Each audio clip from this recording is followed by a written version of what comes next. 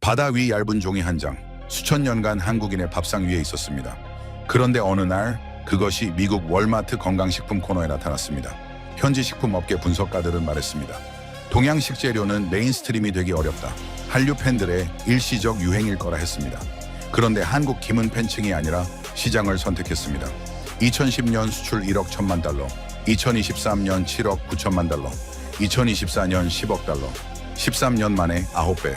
이것은 문화 수출 이야기가 아닙니다. 식품 소비 구조가 바뀐 이야기입니다. 지금부터 한국 김이 세계 건강 간식 시장을 재편한 충격 실화 시작합니다. 저는 식품 소비 트렌드를 분석하는 산업 애널리스트입니다. 주된 업무는 단순합니다. 매장을 걷습니다. 진열대를 봅니다. 무엇이 어디에 놓여 있는지를 봅니다. 대형 유통 매장의 상품 배치는 마케팅 전략과 소비자 행동의 교차점입니다. 어디에 놓이느냐는 곧 누구에게 팔리느냐를 뜻합니다. 진열 위치 하나가 브랜드의 정체성을 규정하고 타깃 소비자를 결정짓습니다. 그래서 저는 매장을 걸을 때 항상 한 가지 질문을 품고 다닙니다. 이 제품은 지금 누구에게 말을 걸고 있는가? 2018년 즈음이었습니다. 저는 미국 동부 지역 대형 슈퍼마켓 체인 몇 곳을 순회하고 있었습니다. 분기별 소비 트렌드 보고서를 작성하는 루틴 조사였습니다. 그날도 습관처럼 각 코너를 훑던 중이었습니다. 냉동식품 코너를 지나 건강 스낵 섹션으로 접어들었을 때 뭔가 달랐습니다. 작은 포장의 제품이 보였습니다. 아시아 식재료 코너가 아니었습니다. 건강 스낵 섹션이었습니다. 그래놀라 바 옆, 쌀과자 옆, 아몬드 팩 옆이었습니다. 글루텐 프리, 비건, 유기농 인증 마크들이 붙은 제품들 사이에 한국산 조미김이 놓여 있었습니다. 포장에는 작은 글씨로 로스티드 스위트 스낵이라고 적혀 있었습니다. 원산지는 대한민국이었습니다. 저는 걸음을 멈췄습니다. 사소해 보이는 장면입니다. 그러나 유통업계에서 진열 위치는 가격보다 중요한 경우가 있습니다. 어떤 소비자층을 향해 손을 뻗는지를 결정하는 신호이기 때문입니다. 아시아 코너에 있다는 것은 아시아 식문화에 관심 있는 소비자용이라는 메시지입니다. 건강 스낵 코너에 있다는 것은 완전히 다른 의미입니다. 당신의 일상 간식을 대체할 선택지라는 선언입니다. 타깃이 달라지면 판매량의 크기도 달라집니다. 아시아 식재료 코너의 소비자는 한정적입니다. 건강 스낵 코너의 소비자는 광범위합니다. 물론 그때만 해도 저는 이것이 일시적인 실험인지 구조적인 흐름의 시작인지 판단하지 못했습니다. 일부 바이어들은 종종 이런 시도를 합니다. 새로운 제품을 기존 카테고리 밖에 배치해 반응을 보는 실험입니다. 대부분은 조용히 원래 자리로 돌아갑니다. 매장 측 담당 바이어를 찾아 물어봤습니다. 바이어는 간결하게 답했습니다. 건강 간식 코너의 저칼로리 제품 수요가 계속 늘고 있습니다. 김이 그 조건에 맞았어요. 일단 테스트 배치해봤습니다. 테스트. 그 단어가 머리에 남았습니다. 그 당시 미국 스낵 시장의 흐름은 명확했습니다. 포화지방이 높은 감자칩류는 소비자 인식이 나빠지고 있었습니다. 밀레니얼 세대 이하의 소비자들은 죄책감 없이 먹을 수 있는 간식을 찾고 있었습니다. 저칼로리, 식물성, 글루텐 프리, 최소한의 원재료. 이 네 가지 조건을 동시에 충족하는 간식은 시장에 많지 않았습니다. 기업들은 이 자리를 채우기 위해 다양한 시도를 하고 있었습니다. 케일칩, 병아리콩 스낵, 해초 크래커. 하지만 맛과 식감에서 반복 구매로 이어지는 제품은 드물었습니다. 김은 조건을 모두 갖추고 있었습니다. 한 팩 기준 칼로리가 30칼 내외로 낮았습니다. 식물성이었습니다. 글루텐이 없었습니다. 원재료는 해조류, 기름, 소금 3가지였습니다. 바삭한 식감과 짭조름한 맛은 감자칩이 제공하던 감각적 만족감을 상당 부분 대체할 수 있었습니다. 그리고 결정적으로 포장이 작고 가벼워 휴대가 편했습니다. 그런데 소비자들이 그것을 알지 못했습니다. 아시아 식재료라는 인식의 벽이 있었기 때문입니다. 김을 먹는다는 것은 한국 음식을 먹는 사람들의 이야기라는 인식이 지배적이었습니다. 그 벽을 넘는 것이 문제였습니다. 진열 위치가 그 벽에 처음으로 균열을 낸 것이었습니다. 저는 당시에는 그 신호의 무게를 충분히 읽지 못했습니다. 솔직히 말하면 저도 반신반의했습니다. 동양 식재료가 서구 주류 시장에서 독립적인 카테고리를 만드는 경우는 드물었으니까요. 기무치가 미국 전역 대형마트에 자리를 잡기까지 얼마나 오랜 시간이 걸렸는지를 생각하면 김 스낵이 건강 간식 카테고리에 정착하는 것은 낙관하기 어려운 시나리오처럼 보였습니다. 그것은 통계보다는 편견이었습니다. 나중에야 그것을 인정하게 됐습니다. 그날 매장을 나오면서 저는 메모 하나를 남겼습니다. 김, 건강 스낵 코너 진입 확인, 소비자 반응 추적 필요. 그 메모가 이후 몇 년간 제 업무 방향을 바꾸게 될 줄은 그때는 몰랐습니다. 저는 현장 조사를 마치고 사무실로 돌아와 데이터를 뒤졌습니다. 당시 제가 가장 먼저 확인한 것은 소비자 리뷰였습니다. 아마존 제품 페이지, 식품 전문 블로그, 영양 정보 커뮤니티, 김스낵 제품에 달린 리뷰들을 읽기 시작했습니다. 수백 개의 코멘트를 훑으면서 저는 한 가지 패턴을 발견했습니다. 리뷰를 작성한 소비자들 중 상당수가 김을 한국 음식이라는 맥락으로 언급하지 않았습니다. 그들은 이렇게 썼습니다. 감자칩 대신 먹기 시작했어요. 칼로리가 훨씬 낮아요. 비건 다이어트 중인데 이게 제일 만족스러운 간식이에요. 아이 도시락 간식으로 넣어줬더니 잘 먹어요. 글루텐 프리라서 좋습니다. 이 리뷰들에는 한국, K푸드, 한류 같은 단어가 없었습니다. 소비자들은 김을 식습관의 맥락에서 선택하고 있었습니다. 문화적 호기심이 아니라 시기 조건에 따른 실용적 판단이었습니다. 이것이 중요한 이유가 있습니다. 음식이 특정 문화의 맥락에서 소비될 때는 그 문화에 관심 있는 소비자층으로 수요가 제한됩니다. 그러나 식습관의 맥락에서 소비되기 시작하면 수요층의 경계가 사라집니다. 한국 음식에 관심 없어도 비건이거나 저칼로리 간식을 원하는 사람이라면 구매 후보가 됩니다. 시장이 넓어지는 구조입니다. 저는 당시 미국과 유럽의 식품 소비 변화 흐름을 정리한 보고서를 여러 권 검토했습니다. 공통적으로 지목되는 트렌드가 있었습니다. 이른바 클린 레이블 제품에 대한 수요 증가였습니다. 클린 레이블이란 원재료 목록이 짧고 첨가물이 적으며 소비자가 성분을 직접 이해할 수 있는 제품을 뜻합니다. 2010년대 중반 이후 이 흐름은 스낵 시장에서도 뚜렷하게 나타났습니다. 소비자들은 뒷면 성분표를 읽기 시작했습니다. 읽을 수 없는 화학물질명이 가득한 제품보다 해조류 참기름 소금 3줄짜리 성분표가 훨씬 신뢰를 얻었습니다. 김스낵은 이 기준에서 경쟁자가 거의 없었습니다. 또 하나의 흐름이 있었습니다. 비건과 식물성 식품에 대한 관심 확대였습니다. 영국의 경우 2024년 기준 비건 인구는 약 250만 명으로 2023년 140만 명 대비 크게 증가했습니다. 미국에서도 완전한 비건은 아니더라도 식물성 식품 비중을 늘리려는 플렉시테리언 소비자층이 빠르게 성장하고 있었습니다. 이 소비자들에게 김은 단순한 간식이 아니었습니다. 요오드와 미네랄을 섭취할 수 있는 식물성 영양 공급원이었습니다. 그러나 이 모든 조건이 갖춰져 있어도 소비자가 처음 집어들지 않으면 아무 의미가 없습니다. 그 첫 번째 선택을 유도한 것이 무엇인지 저는 계속 추적했습니다. 유통 현장에서 힌트를 얻었습니다. 홀푸드마켓은 일찍이 김스낵 제품을 건강식품 코너에 입점시킨 매장 중 하나였습니다. 홀푸드는 식품 성분과 윤리적 소싱에 엄격한 기준을 적용하는 유통 채널로 알려져 있습니다. 이 매장에 입점된다는 것은 소비자에게 일종의 품질 보증 신호로 작동합니다.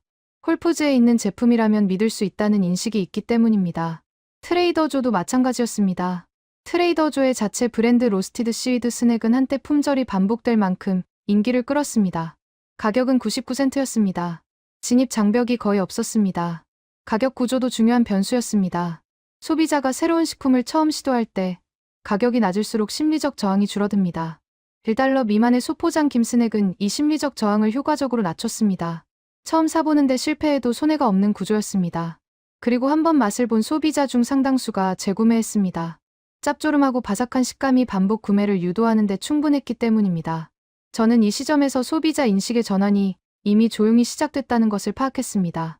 그러나 아직 업계의 주류 시각은 달랐습니다. 많은 식품 산업 관계자들은 김스낵의 성장을 K-팝과 한류 콘텐츠의 파급 효과로 설명하려 했습니다. K-팝 팬덤이 늘면서 한국 음식에 대한 관심이 덩달아 높아졌다는 분석이었습니다. 그럴듯한 설명이었습니다. 실제로 한류 팬층의 한국 식품 소비는 측정 가능한 수준으로 존재했습니다. 하지만 저는 그것이 전부가 아니라고 생각했습니다. 한류 팬이 아닌 소비자들, 한국 드라마를 한 편도 보지 않은 40대 미국인 주부, 식이 제한이 있는 유럽 소비자, 아이 간식을 고민하는 부모들이 김스낵 리뷰를 남기고 있었습니다. 이 사람들에게 한류는 구매 이유가 아니었습니다. 영양 성분표와 낮은 칼로리가 구매 이유였습니다. 두 가지 소비 동기가 동시에 작동하고 있었습니다. 그리고 두 번째 흐름, 즉 식습관 기반 소비가 훨씬 더 넓은 시장을 만들 수 있는 구조였습니다. 문화 소비는 팬덤의 크기에 제한됩니다. 그러나 식습관 소비는 팬덤과 무관합니다. 건강을 신경 쓰는 사람이라면 누구나 잠재 소비자가 될 수 있습니다. 시장은 소비자가 스스로 이름을 바꾸면서 커집니다. 한국 음식이 아니라 건강 간식으로 불리기 시작한 순간, 김의 잠재 시장은 전혀 다른 크기가 됐습니다.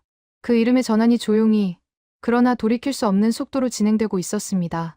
숫자가 바뀌기 시작한 것은 소비자 인식이 먼저였습니다. 그러나 시장이 실제로 커지려면 공급 측의 움직임이 뒤따라야 합니다. 소비자가 원해도 제품이 없으면 시장은 열리지 않습니다. 저는 현장 조사와 병행해 한국 식품 기업들의 해외 전략을 추적하기 시작했습니다. 그리고 흥미로운 장면들을 목격했습니다. 기업과 정부가 거의 동시에 움직이고 있었습니다. 먼저 기업 쪽이었습니다. CJ제일제당은 비비고 브랜드를 앞세워 미국 시장 공략을 본격화하고 있었습니다. 만두와 소스류로 시작한 비비고 라인은 조미김 제품으로 확장됐습니다. 단순히 제품을 수출하는 방식이 아니었습니다.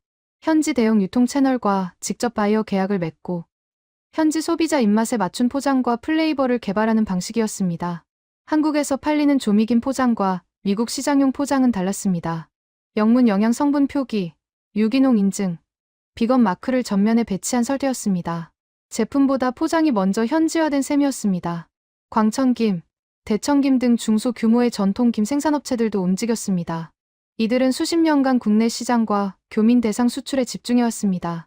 그러나 2010년대 중반 이후 수출 구조를 바꾸기 시작했습니다. 교민마트가 아니라 현지 주류 유통 채널로의 진입을 시도한 것입니다. 해양수산부의 수출 바우처 지원 사업이 이 과정에서 실질적인 역할을 했습니다. 중소식품 기업들이 해외 인증 취득 비용과 무역 상담의 참가 비용을 지원받을 수 있었기 때문입니다. 단독으로 현지 유통망을 뚫기 어려운 중소기업들에게 이 지원은 진입 장벽을 낮추는 효과를 냈습니다. 정부의 움직임도 있었습니다. 해양수산부는 2023년 제1차 김산업진흥 기본계획을 발표했습니다. 2027년까지 김 수출액 10억 달러 달성을 목표로 설정한 계획이었습니다.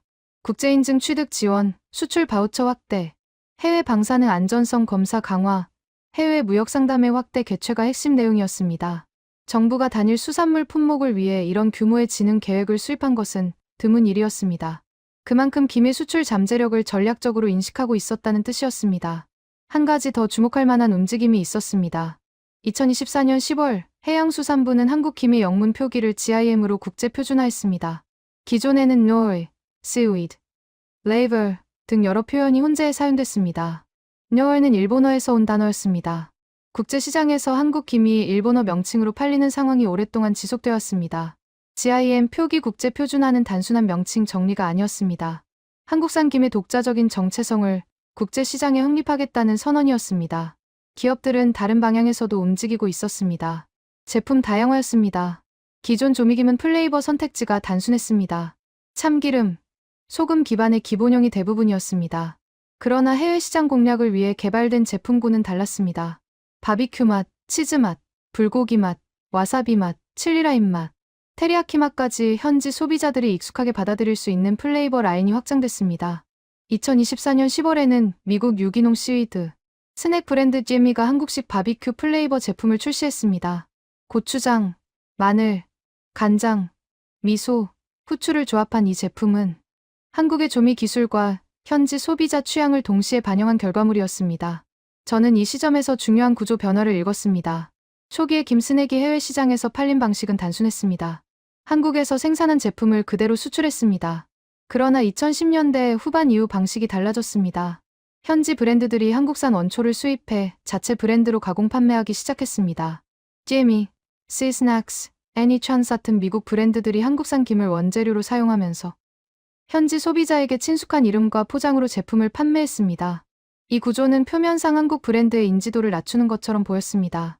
그러나 실질적으로는 한국산 원초의 수요를 폭발적으로 키우는 결과를 낳았습니다. 원재료 공급국으로서의 한국의 위상이 올라가고 있었습니다. 세계 김 시장에서 한국이 차지하는 점유율은 70% 이상이었습니다. 어떤 브랜드 이름을 달고 팔리든 그 원초의 상당 부분은 한국 바다에서 왔습니다. 소비자는 브랜드 이름을 봤지만 수출 통계는 원산지를 기록하고 있었습니다.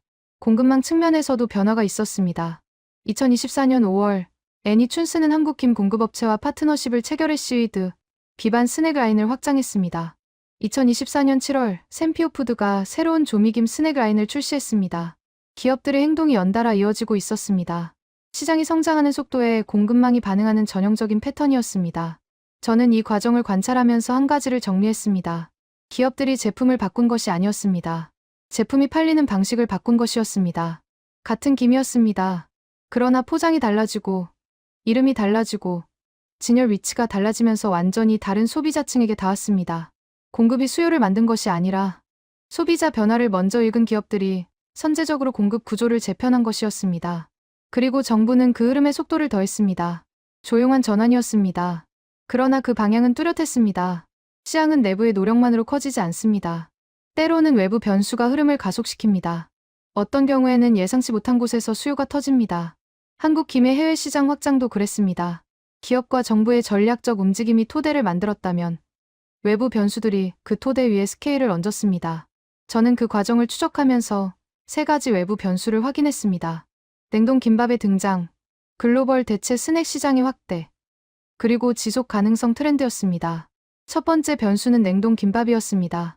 2023년 하반기 미국 시장에서 한국산 냉동 김밥이 화제가 됐습니다. 출시 직후 2주 만에 100만 줄이 팔렸습니다. 코스트코와 대형 유통 채널에서 품절 사태가 이어졌습니다. 소셜미디어에서 냉동 김밥을 구하러 다니는 영상이 확산됐습니다. 이 현상은 직접적으로 조미김 스낵 수요에도 영향을 미쳤습니다. 이유는 간단했습니다. 냉동 김밥을 접한 소비자들이 김이라는 식재료에 노출됐기 때문입니다. 김밥을 먹어본 소비자들은 김의 맛과 식감에 익숙해졌고 그 연장선에서 조미김 스낵으로 관심이 이어졌습니다. 분류 기준상 냉동 김밥은 쌀 가공식품으로 분류됩니다. 수출 통계에서 김 품목이 아니라 농식품 항목으로 잡힙니다. 따라서 냉동 김밥의 수출 실적은 공식 김 수출 통계에 포함되지 않습니다. 그러나 냉동 김밥이 김이라는 식재료를 주류 소비자에게 노출시키는 역할을 한 것은 부인하기 어렵습니다. 간접적인 시장 개척 효과였습니다. 두 번째 변수는 글로벌 대체 스낵 시장의 구조적 확대였습니다. 2020년대 들어 전통적인 스낵 시장의 주요 플레이어들, 즉 대형 감자칩 브랜드와 과자류 제조업체들은 공통된 도전에 직면했습니다. 건강의식이 높아진 소비자들이 기존 제품을 외면하기 시작한 것입니다. 이 공백을 채우기 위한 경쟁이 치열해졌습니다. 케일칩, 병아리콩 스낵, 아보카도 오일칩, 해초 크래커 등 수많은 대안이 시장에 등장했습니다. 그러나 반복 구매로 이어지는 제품은 많지 않았습니다.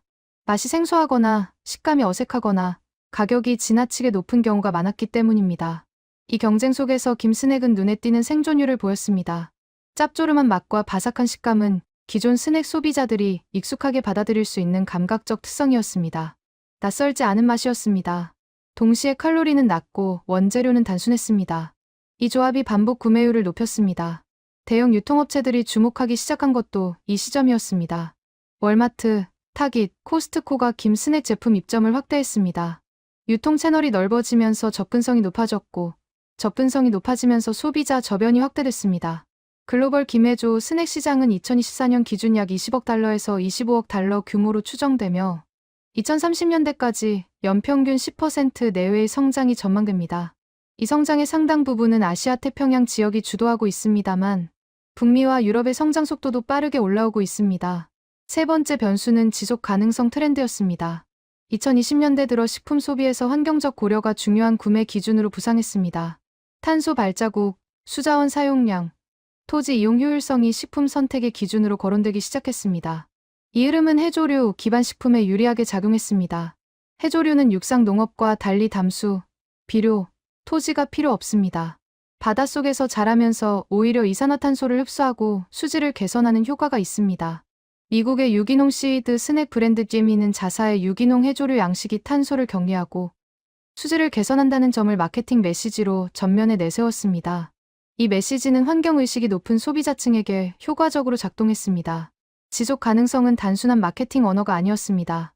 유럽 시장에서는 식품의 환경 인증이 구매 결정에 실질적인 영향을 미칩니다. 유기농 인증, 지속 가능한 수산물 인증, 플라스틱 저감, 포장 같은 요소들이 선반에서의 경쟁력에 영향을 줬습니다. 일부 한국 김 가공업체들이 이 기준에 맞춘 인증을 획득하기 시작한 것도 이 흐름 때문이었습니다.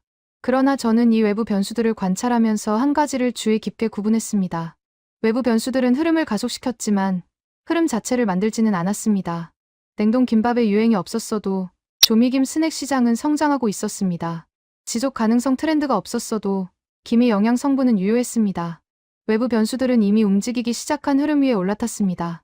가속 페달이었지 엔진이 아니었습니다. 엔진은 따로 있었습니다.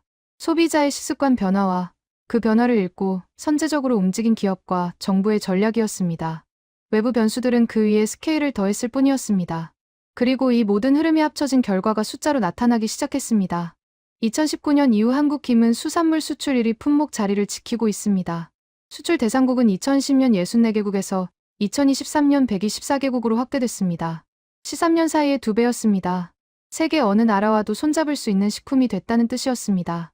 저는 이 시점에서 분석의 방향을 바꿨습니다. 무엇이 이 흐름을 만들었는지보다 이 흐름이 앞으로 어디로 향할지를 봐야 할 때가 됐습니다. 그리고 그 방향을 가늠하기 위해 저는 시장의 가장 결정적인 반전을 들여다봐야 했습니다. 결정적인 반전은 극적인 사건으로 오지 않았습니다. 데이터가 먼저 말했습니다. 저는 2024년 초 해양수산부의 공식 발표를 확인하는 순간 화면 앞에서 잠시 멈췄습니다. 한국 김 수출액이 2023년 처음으로 1조 원을 돌파했습니다. 정확히는 7억 9천만 달러. 2022년 6억 5천만 달러에서 1년 만에 21% 증가한 수치였습니다. 그리고 2024년에는 10억 달러를 기록했습니다. 2010년 수출액 1억 1천만 달러와 비교하면 14년 만에 9배였습니다. 저는 직업적으로 숫자에 익숙합니다. 그러나 이 숫자는 달랐습니다. 단일 수산물 품목이 14년 만에 수출액을 9배로 키운 사례는 흔하지 않습니다. 그것도 첨단 기술이나 희소 자원이 아니라 바다에서 자라는 해조류로 만든 식품이 그 기록을 세웠습니다. 저는 이 수치가 어디서 왔는지를 추적했습니다. 수출 구조를 들여다보면 지역별 확장이 보입니다. 2023년 기준 한국 김 최대 수출국은 미국이었습니다. 수출액은 약 1억 4,300만 달러로 전년 대비 8.3% 증가했습니다. 동남아시아와 유럽으로의 수출도 동시에 확대됐습니다. 수출 대상국은 2010년 64개국에서 2023년 124개국으로 2배 가까이 늘었습니다. 지역적으로 편중된 수출이 아니었습니다. 전방위적 확장이었습니다. 품목 구조도 바뀌었습니다. 과거에는 원초 형태나 마른 김 위주의 수출이 중심이었습니다. 그러나 최근 수출 구조는 조미김과 스낵 형태의 가공 제품 비중이 높아졌습니다. 원재료보다 완제품 수출 비중이 올라갔다는 것은 부가가치가 올라갔다는 의미입니다. 같은 무게의 원초를 수출하는 것보다 가공 포장된 스낵 제품을 수출하는 것이 수출 단가를 높입니다. 수출 물량이 크게 늘지 않아도 수출액이 증가할 수 있는 구조로 전환되고 있었습니다. 그러나 이 반전 중에서 가장 시각적으로 선명하게 다가온 장면은 따로 있었습니다. 저는 업무 특성상 주기적으로 미국과 유럽의 대형 유통 매장을 직접 방문합니다. 2023년 말 방문한 미국 동부의 한 대형 슈퍼마켓 체인에서 저는 5년 전과 완전히 달라진 풍경을 봤습니다. 건강 스낵 코너의 진열대 한 칸이 통째로 시위드 스낵 카테고리로 구성돼 있었습니다. 미국 현지 브랜드 제품들이 대부분이었습니다. 그런데 원산지 표기를 확인했습니다. 대부분 Product of South Korea 또는 Made with Korean Seaweed였습니다. 브랜드 이름은 영어였습니다. 그러나 원초는 한국산이었습니다. 이 장면이 이 시장의 구조를 가장 정확하게 보여준다고 생각합니다. 소비자는 현지 브랜드 이름을 보고 제품을 짓습니다. 그러나 그 제품의 핵심 원재료는 한국 바다에서 생산됩니다. 한국은 세계 김 시장에서 70% 이상의 점유율을 가지고 있습니다. 어떤 브랜드 이름을 달고 팔리든 세계 어딘가에서 시위드 스낵이 팔릴 때마다 그 원초의 상당 부분은 한국에서 출발했을 가능성이 높습니다.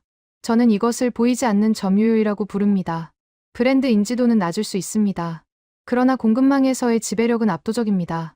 반도체 시장에서 특정 국가가 핵심 소재나 장비를 공급하며 사실상 전체 생산망을 좌우하는 것과 구조적으로 유사한 방식입니다. 세계 시위드 스낵 시장이 성장할수록 한국산 원초에 대한 수요는 따라서 올라가는 구조입니다. 그 구조가 숫자로 확인되는 또 하나의 지점이 있었습니다. 2024년 전 세계적으로 김 원초 수요가 공급을 초과하기 시작했습니다. 한국 내 마른 김 소비자 가격이 상승하기 시작했습니다. 2023년 한 장당 약 1,019원이었던 마른 김 소비자 가격은 2024년 1,271원, 2025년 1,373원, 2026년 1월 기준 1,467원까지 올랐습니다. 수출이 워낙 강하게 성장하다 보니 생산량의 3분의 1 이상이 수출로 먼저 소비되면서 국내 공급이 빠듯해진 결과였습니다. 역설적인 장면이었습니다. 수출이 너무 잘 돼서 국내 소비자들이 김 가격 상승을 체감하기 시작한 것입니다. 해양수산부는 이 상황에 대응하기 위해 2024년 5월 할당관세를 시행하고 신규 양식장 2,700헥타르를 추가 개발하는 계획을 발표했습니다. 2025년에는 기존 대비 7.3% 증가한 1억 6천만 속의 생산이 전망됐습니다. 공급이 수요를 따라가지 못하는 상황. 이것은 시장이 포화된 징표가 아닙니다. 반대입니다. 수요가 공급 능력을 앞질렀다는 것은 시장이 그만큼 빠르게 그리고 강하게 성장하고 있다는 신호입니다. 한국 김 산업이 직면한 과제가 이제 어떻게 팔 것인가 해서 어떻게 더 많이 생산할 것인가로 이동했습니다. 문제의 성격이 바뀐 것이었습니다. 그것 자체가 이 산업이 임계점을 넘었다는 가장 분명한 증거였습니다. 저는 분석가로서 이런 순간을 자주 마주하지 못합니다. 시장이 전환점을 넘는 순간은 사후에야 명확하게 보이는 경우가 대부분입니다. 그러나 수요가 공급을 앞지르고 원자재 가격이 오르고 정부가 생산 확대 계획을 발표하는 일련의 흐름은 실시간으로 보면서도 방향이 읽혔습니다. 한국 김 시장의 전환점은 이미 지나가 있었습니다. 그리고 그 이후의 흐름은 되돌릴 수 없는 방향을 향하고 있었습니다. 시장이 과열되면 반드시 균열이 생깁니다. 한국 김 수출 호황이 정점을 향해 달리던 2024년, 저는 예상치 못한 방향에서 신호를 받았습니다. 경쟁자들이 움직이기 시작한 것이었습니다. 중국과 일본, 그리고 일부 동남아 국가들이 김 생산 및 수출 확대에 나섰습니다. 한국이 독점하다시피 했던 시장에 균열이 생길 조짐이었습니다. 업계 일부에서는 우려 섞인 목소리가 나왔습니다. 그러나 저는 이 움직임을 다른 방향에서 읽었습니다. 경쟁자들이 진입하려 한다는 것 자체가 이 시장이 그만큼 매력적으로 커졌다는 반증이었기 때문입니다. 경쟁 구도의 변화를 살펴보겠습니다. 중국은 일찍부터 해조류 양식 분야에서 대규모 생산 능력을 갖추고 있었습니다. 그러나 조미김 스낵 형태의 가공 기술과 품질, 관리 수준은 한국에 미치지 못한다는 평가가 업계에서 지배적이었습니다. 일본 역시 놀이 문화를 오래전부터 보유하고 있었지만 자국 내 소비 중심 구조를 유지하고 있었습니다. 한국 기업 코아사 글로벌의 사례가 이 맥락에서 시사적입니다. 일본에서 생산되는 김의 약 30%를 가공해 수출하는 것으로 알려진 이 업체가 한국 경남 창원, 부산 진해 경제자유구역에 법인을 설립한 것이 2018년이었습니다. 한국의 가공 인프라와 수출 네트워크를 활용하려는 전략적 판단이었습니다. 경쟁자가 한국의 생산 시스템 안으로 들어온 셈이었습니다. 그러나 공급망 측면에서 더 직접적인 충격이 있었습니다. 2024년 한국 국내에서 원초 공급 부족이 현실화됐습니다. 수출 수요가 워낙 강하게 증가하다 보니 내수 공급이 빠듯해진 것이었습니다. 산지 가격이 급상승했습니다. 가공업체들은 원초를 확보하기 위해 경쟁했습니다. 오랫동안 우리 것 좀 사달라고 사정하던 원초 생산자들이 이제는 가공업체의 구애를 받는 처지가 됐습니다. 한마른김 생산자는 언론 인터뷰에서 이렇게 표현했습니다. 올해 같은 해가 처음이라고. 예전에는 찾아다니면서 사달라고 했는데 이제는 반대로 가공업체들이 먼저 연락이 온다고 했습니다. 공급자와 수요자의 위치가 역전됐습니다. 이것은 단순한 공급 부족이 아니었습니다. 산업의 무게중심이 이동했다는 신호였습니다. 해외 유통업체들의 반응도 이 시기에 뚜렷하게 나타났습니다. 공급이 빠듯해지자 일부 해외 바이어들은 조달 다변화를 검토하기 시작했습니다. 한국산 원초에 대한 의존도가 높은 현지 브랜드들은 가격 상승 리스크를 관리해야 했습니다. 일부 미국 브랜드들은 중국산 혹은 일본산 원초를 혼합하는 방식을 시도했습니다. 그러나 소비자 반응은 분명했습니다. 맛과 식감의 차이를 감지한 소비자들의 리뷰에서 원재료 변경에 대한 불만이 나타났습니다. 한국산 원초로 복귀한 사례도 있었습니다. 시장이 이미 한국산 품질을 기준점으로 인식하기 시작했다는 뜻이었습니다. 주식 시장도 반응했습니다. 한국 내수산식품 관련 상장 기업들의 주가가 이 시기 강한 상승세를 보였습니다. CJ시푸드는 52주 신고가를 경신하며 전거래일 대비 21.5% 급등하는 장면도 있었습니다. 우양, 동원 F&B, 사조시푸드 등 관련 기업들의 주가도 동반 상승했습니다. 시장 참여자들이 한국 김 산업의 구조적 성장 가능성을 반영하기 시작한 것이었습니다. 단기 유행에 대한 기대가 아니라 장기 수요 확대에 대한 평가였습니다. 그러나 이 과열이 가장 선명하게 드러난 곳은 가격이었습니다. 앞서 언급한 대로 마른김 소비자 가격은 2023년부터 지속적으로 상승했습니다. 2026년 1월 기준 한 장당 1,467원으로 3년 전과 비교해 40% 이상 올랐습니다. 채널A 보도에 따르면 한 장에 100원을 넘어서면서 김 사 먹기가 부담스럽다는 소비자 반응이 나왔습니다. 수출 대박의 그림자가 국내 식탁에 들이운 순간이었습니다. 해양수산부는 이 상황을 공식적으로 인정하면서도 가격 상승을 단순한 부작용으로만 해석하지 않았습니다. 정부는 공식 자료에서 이렇게 밝혔습니다. 김 수요 증가와 물가 미진건비 상승 등으로 가격이 올랐지만 이는 우리 김 산업의 가치와 위상이 높아진 결과로도 볼 수 있다고 했습니다. 성장통을 성장의 증거로 읽은 것이었습니다. 저는 이 해석이 틀리지 않다고 봅니다. 그러나 동시에 과제도 분명하다고 판단했습니다. 수출 성장과 내수 안정이라는 두 가지 목표를 동시에 달성하는 것은 단순하지 않습니다. 생산량을 늘리는 것이 단기간에 가능한 일이 아니기 때문입니다. 김은 양식 사이클이 있습니다. 양식장 면적 확대부터 실제 생산량 증가까지는 시간이 걸립니다.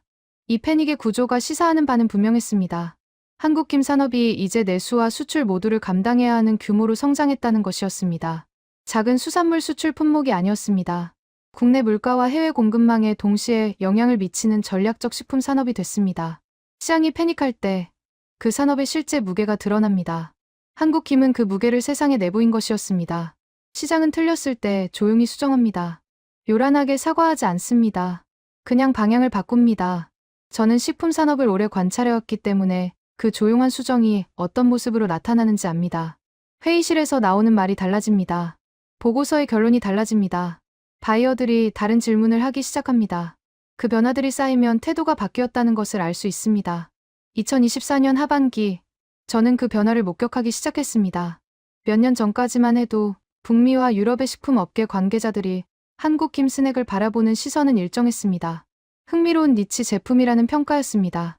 한국 문화에 관심 있는 특정 소비자층을 위한 틈새 품목, 주류 시장에 안착하기에는 진입 장벽이 있다는 인식이었습니다. 그 인식이 바뀌기 시작했습니다. 변화의 신호는 여러 곳에서 동시에 감지됐습니다. 첫 번째는 유통 바이어들의 질문이 달라진 것이었습니다. 과거에는 이런 질문이 많았습니다. 이 제품이 우리 소비자층에게 맞을까요? 이제는 질문이 달라졌습니다. 공급 물량을 안정적으로 확보할 수 있습니까? 질문의 방향이 바뀌었다는 것은 전제가 바뀌었다는 뜻입니다. 팔릴 수 있는지를 묻는 단계에서 얼마나 안정적으로 공급받을 수 있는지를 묻는 단계로 넘어갔습니다. 이 전환이 조용하지만 결정적이었습니다. 두 번째는 대형 유통체인들의 카테고리 구조 변화였습니다. 초기에는 개별 매장 바이어의 판단에 따라 김 스낵이 건강 간식 코너에 놓이는 경우가 있었습니다. 비공식적인 실험이었습니다. 그러나 이 시기에 이르러 다수의 대형 유통체인들이 시드 스낵을 건강 간식 카테고리의 정식 품목으로 편입하기 시작했습니다. 카테고리 코드가 부여됐습니다. 정기 발주 시스템에 포함됐습니다. 바이어 개인의 취향이 아니라 유통 시스템의 공식 판단이 된 것입니다. 이 변화는 가역적이지 않습니다. 한번 카테고리로 인정받은 제품은 그 자리를 유지하는 경향이 있기 때문입니다. 미국 내 대형 유통망에서 시드 스낵이 정식 카테고리로 분류된 것은 업계 안에서 조용하지만 의미 있는 사건이었습니다. 월마트, 타깃, 코스트코 같은 대형 유통 채널에서 시드 스낵 제품 입점이 확대된 것이 이 흐름을 뒷받침했습니다. 진열 공간이 늘어났습니다. 제품 종류가 다양해졌습니다. 접근성이 높아지면서 소비자 저변이 더 빠르게 확대됐습니다. 세 번째는 서술 방식의 변화였습니다. 식품업계 보고서와 언론 기사에서 한국 김을 설명하는 방식이 달라졌습니다. 예전에는 이렇게 썼습니다. 아시아에서 오랫동안 먹어온 전통식품. 이제는 다르게 씁니다. 글로벌 건강 스낵 시장의 핵심 성장 동력. 같은 제품입니다. 그러나 서술 방식이 달라지면 인식이 달라지고, 인식이 달라지면 시장 참여자들의 행동이 달라집니다. 이것은 단순한 표현의 문제가 아닙니다. 포지셔닝의 문제입니다. 시장이 어떤 언어로 어떤 제품을 설명하느냐는 그 제품의 성장 가능성을 결정하는 요인이 됩니다. 한국 김이 건강 스낵이라는 언어로 불리기 시작한 순간 비교 대상이 달라졌습니다. 더 이상 아시아 식재료 코너의 다른 제품들과 경쟁하지 않습니다. 감자칩, 그래놀라 바, 단백질 스낵과 같은 선반 위에서 경쟁합니다. 경쟁 구도가 달라지면 시장 크기가 달라집니다. 네 번째는 경쟁 방식의 변화였습니다. 초기에 현지 시위드 스낵 브랜드들은 한국산 원초를 사용하면서도 그것을 전면에 드러내지 않는 경향이 있었습니다. 원산지를 숨긴 것은 아니었습니다. 다만 강조하지 않았습니다. 소비자들이 아시아 원산지 표기에 거부감을 가질 수 있다는 우려가 작용했기 때문입니다. 그러나 이 시기에 이르러 일부 브랜드들이 반대 전략을 선택하기 시작했습니다. 한국산 원초임을 오히려 품질 보증의 근거로 내세우기 시작한 것입니다. 한국 바다에서 자란 유기농 해조류라는 문구가 포장 전면에 등장했습니다. 소비자들이 한국산 원초를 품질의 기준으로 인식하기 시작했다는 시장의 판단이 반영된 결과였습니다. 이 변화가 저에게 가장 인상적으로 남은 이유가 있습니다. 원산지가 숨겨야 할 정보에서 내세워야 할 정보로 전환됐다는 것은 인식의 역전입니다. 소비자 인식 안에서 한국이라는 원산지가 가지는 의미가 달라진 것입니다. 이 전환은 마케팅 전략이 만들어낸 것이 아닙니다. 소비자들이 반복 구매를 통해 품질을 경험하고 그 경험이 쌓이면서 자연스럽게 만들어진 신뢰였습니다. 다섯 번째는 언어의 변화였습니다. 해외 식품 업계에서 한국 김을 가리키는 표현이 달라졌습니다. 뇨에라는 일본어 기반 명칭이 오랫동안 지배적이었습니다. 그러나 이 시기를 전후해 코린 씨위드, K 씨위드, 그리고 한국 정부가 국제 표준화를 추진한 GIM이라는 표기가 점차 사용되기 시작했습니다. 명칭의 변화는 사소해 보입니다. 그러나 시장에서 명칭은 정체성입니다. 일본어 명칭으로 팔리던 제품이 한국어 명칭으로 불리기 시작했다는 것은 이 식품의 뿌리가 어디인지를 시장이 인정하기 시작했다는 신호였습니다. 저는 이 모든 변화들을 묶어서 하나의 단어로 정리했습니다. 존중이었습니다. 시장이 처음에 보낸 시선은 흥미였습니다. 그 다음은 실험이었습니다. 그 다음은 수용이었습니다. 그리고 이 시기에 이르러 시장은 한국 힘을 존중하기 시작했습니다. 대체 불가능한 공급원으로, 품질의 기준으로, 독립적인 카테고리의 원조로 인정하기 시작했습니다. 그 존중은 감정이 아니었습니다. 숫자와 시스템과 언어 안에 각인된 존중이었습니다. 저는 이 흐름을 몇 년간 추적하면서 한 가지 질문을 계속 품고 다녔습니다. 왜 김이었을까? 수많은 식품들이 해외 시장 진출을 시도합니다. 대부분은 조용히 사라집니다. 니치 제품으로 남거나 교민마트 안에 머물거나 한두 시즌의 유행으로 끝납니다. 그런데 한국힘은 달랐습니다. 주류 시장의 건강 간식 카테고리에 정착했습니다. 팬덤 없이도 팔렸습니다. 한류를 모르는 소비자들도 재구매했습니다. 왜 김이었는지를 설명하려면 감정적인 언어가 필요하지 않습니다. 조건을 보면 됩니다. 김은 조건에 맞았습니다. 그래서 남았습니다. 첫 번째 조건은 영양 구조였습니다. 저칼로리, 식물성, 글루텐 프리, 비건, 클린 레이블. 이 5가지를 동시에 충족하는 스낵은 시장에 많지 않았습니다. 김은 그 자리에 있었습니다. 인위적으로 만들어진 조건 충족이 아니었습니다. 수천 년간 그 자리에 있던 식품이 시대의 조건과 맞아떨어진 것이었습니다. 소비자가 원하는 것이 바뀌었고, 김은 그 변화에 우연히, 그러나 완벽하게 부합했습니다. 두 번째 조건은 식감과 맛이었습니다.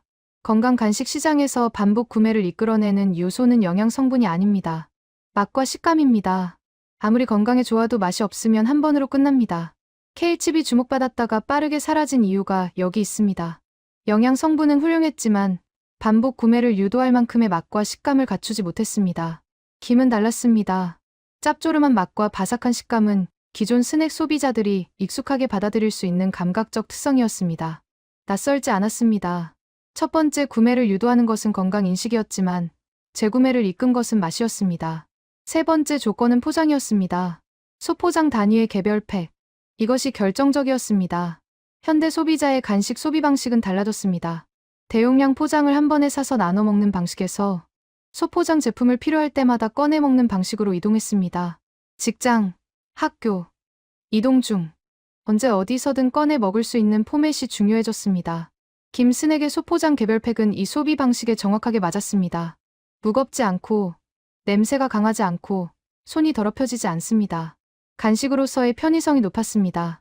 네 번째 조건은 가격이었습니다. $1 미만의 소포장 제품은 심리적 진입 장벽을 낮췄습니다. 새로운 식품을 처음 시도할 때 가격이 낮을수록 실패에 대한 부담이 줄어듭니다. 사봤다가 맛이 없어도 손해가 크지 않다는 계산이 첫 구매를 쉽게 만들었습니다. 그리고 첫 구매가 재구매로 이어지는 비율이 높았습니다. 낮은 진입 장벽과 높은 재구매율의 조합은 시장 침투에 유리한 구조입니다.